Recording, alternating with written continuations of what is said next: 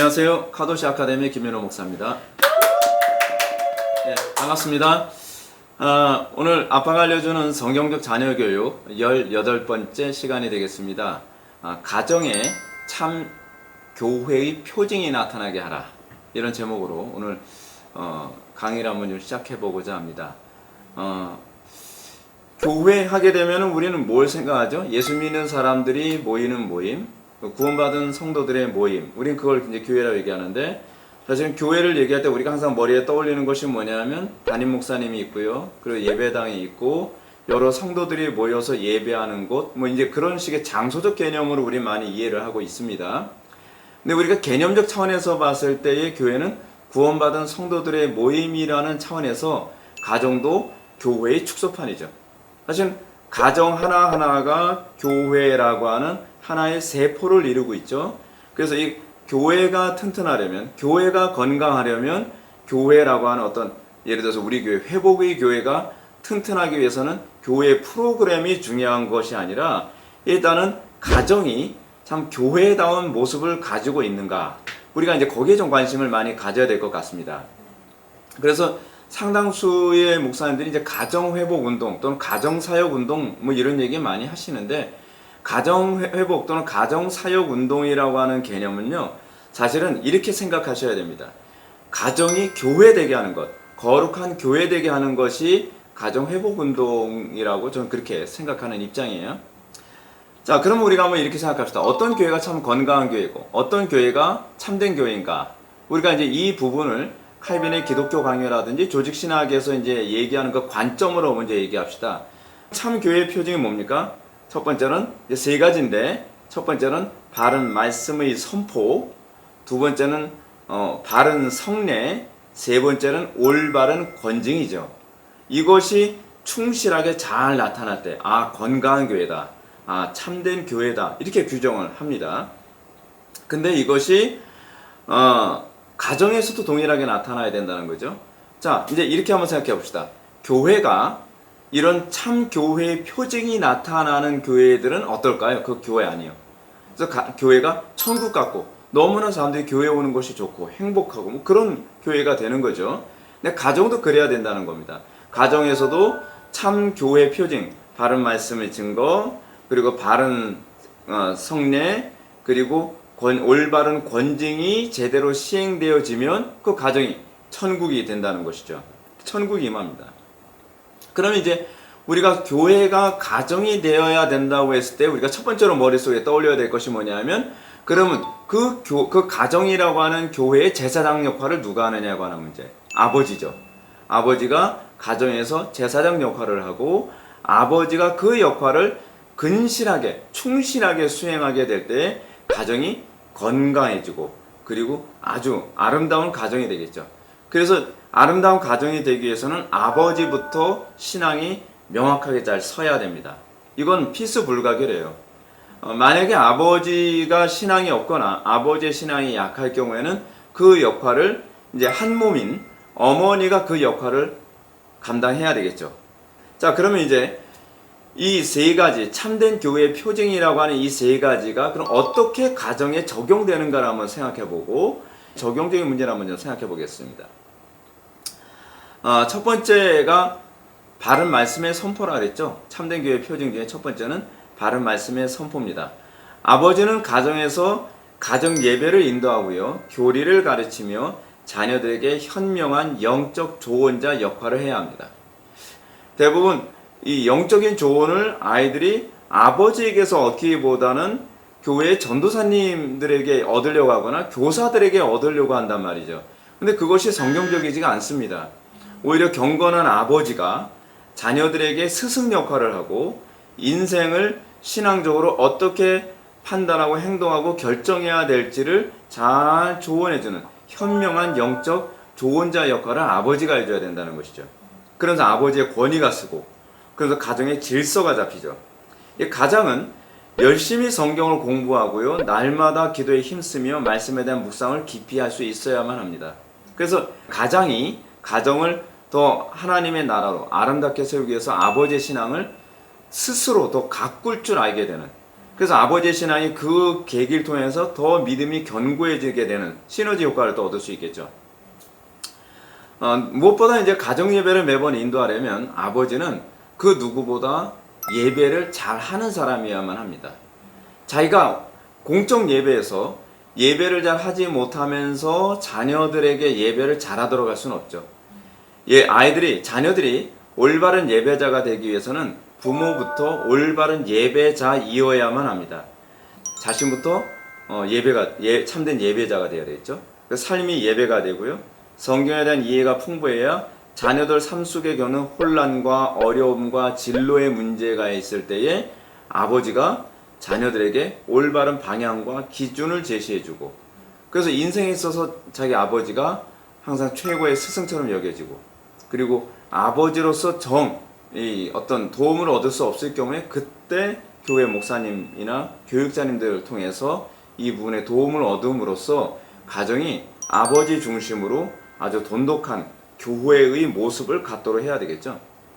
근데 유대인들은 이미 그렇게 합니다. 유대인들은 이제 결혼을 딱 하게 되면 직업을 내려놓고 1년 동안 마치 그 고시생처럼 공부를 한다 그래요. 율법 공부를 하고, 그리고 나서 이 과정이 끝나고 나면 다시 직장에 다시 들어가고, 이제 아버지는 직장 가서 퇴근하면 자녀들을 일일이 다 교육하는 일을 하면서 그렇게 자녀들을 철저한 유태인으로 그렇게 키운다고 합니다. 우리 기독교인들도 이런 부분에서 많이 좀 본받아야 될 필요성이 있어요. 아버지들이 성경 공부 열심히 하시고 기도생활 열심히 하고 경건 훈련을 많이 하셔서 오늘날처럼 아버지와 관계가 서먹서먹하다든지, 또는 노년에 됐을 때에 자녀들로부터 무시당하는 그런 아버지가 되지 않고 오히려 스승으로서 존경받는 아버지로서 노년에 대우받으면서 훨씬 보기 좋은 노년 생활을 할 수 있게 될 겁니다. 이런 게 있습니다.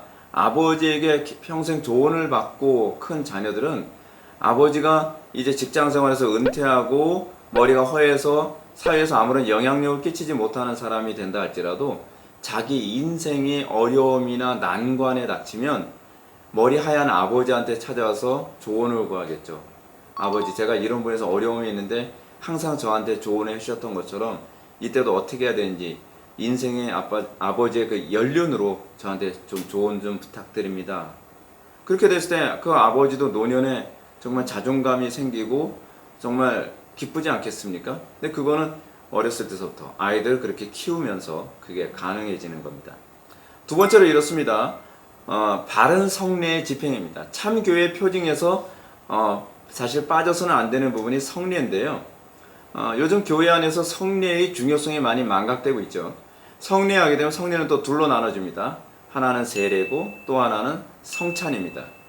세례가 의미하는 바, 그러니까 우리가 이 가정에서 그 가정과 성례가 무슨 관계가 있는가? 성례는 목사님만 집례하는 것 아닌가? 여러분은 이제 그렇게 생각할 수 있는데, 사실은 가정 안에서의 성례는 우리가 생각하는 것 같은 성찬 예식에 관한 개념이나 세례 개념이 아닙니다. 아빠가 뭐 자녀들에게 세례를 줘야 된다든지 성찬 예식을 집례해야 된다는 얘기가 아니라 세례의 그 개념, 세례의 정신이 가정 안에서 나타나야 되고 성찬의 정신이 가정 안에 나타나야 된다는 얘기죠. 그럼 세례의 정신이 뭡니까? 옛사람은 죽고 새 사람으로 다시 살아가는 것, 새로운 피조물의 삶을 살아가는 것, 이걸 우리는 다른 말로 마음의 할례죠. 그러니까 부모가 해야 되는 것 중에 아주 중요한 부분이, 제가 이제 전에 할례, 그러니까 유아 세례에 관해서 제가 말씀드렸던 것처럼 아이들의 마음에 할례를 주는 것은 부모가 해야 되는 몫이죠. 육체를 신뢰하지 않고 오로지 하나님만 신뢰하도록 양육하는 것, 그것이 이제 세례의 정신을 가지고서 자녀들을 대하는 방식이죠. 두 번째는 성찬이죠. 성찬은 무엇입니까? 사람이 더 이상 세상의 것으로 양식 삼지 않고 오로지 예수 그리스도의 살과 피로만 양식을 삼는 것.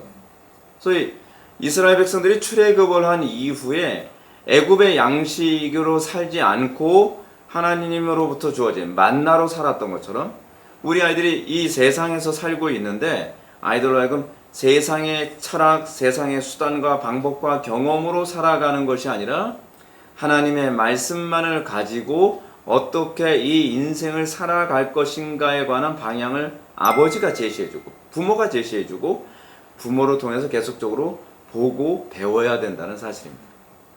부모는 자녀들 앞에서 옛사람을 부인하는 삶이 무엇인지, 다시 얘기해서 마음의 할례를 받은 삶이 무엇인지를 말과 그의 삶을 통해서 계속 가르치고 보여주어야만 합니다.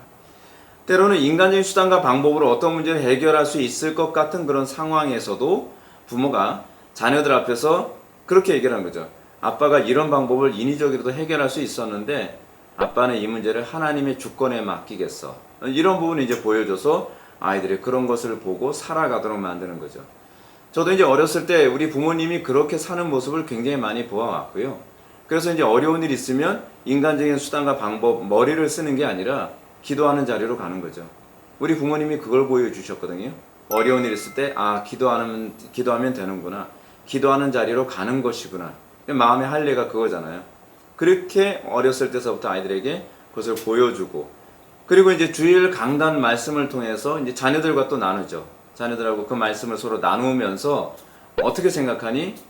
네가 현재 처한 상황 또는 너의 진로 문제 또는 너가 친구와 관계에서 어려운 겪는 문제를 오늘 목사님 설교 통해서 얼마든지 적용할 수 있을 것 같은데 어떻게 적용할까? 라고 하면 이런 것을 서로 나누면서 자녀들이 어떻게 말씀을 삶에 적용하고 어떻게 사람이 빵으로만 세상의 방법으로만 사는 것이 아니라 오로지 하나님의 입에서 나오는 말씀으로만 살 수 있는가를 계속 반복해서 훈련을 받도록 만드는 것입니다. 이제 마지막 세 번째는 이거죠. 참된 교회의 표징은 올바른 권징입니다. 아이들이 거듭나기 전이라 하더라도 올바른 권징은 우리를 복음으로 인도하는 몽학 선생과 같습니다. 아이들이 하나님 말씀대로 못 사는 영역이 많습니다. 근데 못 사는 영역이 많을 때 그 부분에 관해서 정당한 징계, 항상 제가 말씀드리는 징계나 어떤 벌은 이게 도덕적인 문제와 관련이 있을 때 또는 하나님과의 관계와 직결됐을 때 하는 거라 그랬습니다. 권징이 없다면 자녀들은 결코 그리스도를 열망하지 않습니다. 상당수의 부모들이 자녀들을 권징을 안 해요. 자녀들이 잘못해도 그냥 넘어갑니다. 정확한 이 징계를 통해서 아이들이 자기 자신이 죄인이라는 걸 알고요. 자기 자신이 얼마나 부족한 존재인지를 자각하면서 그리스도께로 향하게 된다는 거죠. 그 율법의 역할이잖아요. 특히 아이들에게 여호와를 경외하도록 예배의 중요성을 강조하며 주님의 계명을 철저히 준수하도록 가르쳐야만 한다. 이 예배 습관을 잘 들이는 건 굉장히 중요합니다. 그러나 권징에는 항상 조심해야 되겠습니다. 권징은 굉장히 예민한 문제인데 권징에는요 항상 사랑과 공정함이 전제되어야만 합니다. 사랑과 공정함이 결여된 권징은요 더 나쁜 결과를 초래합니다. 아이들에게 잘못했다고 권징을 하는데 약속한 대로 한 대 때릴 것을 화가 난다 2대, 3대를 때린다든지 아이들에게 막 혈기를 부리게 되면 좋은 효과를 얻지 못하고요. 그리고 이 권징을 하는 데 있어서 부모가 사랑하고 있다는 것을 아이들이 느끼도록 만들어야 되는 거죠.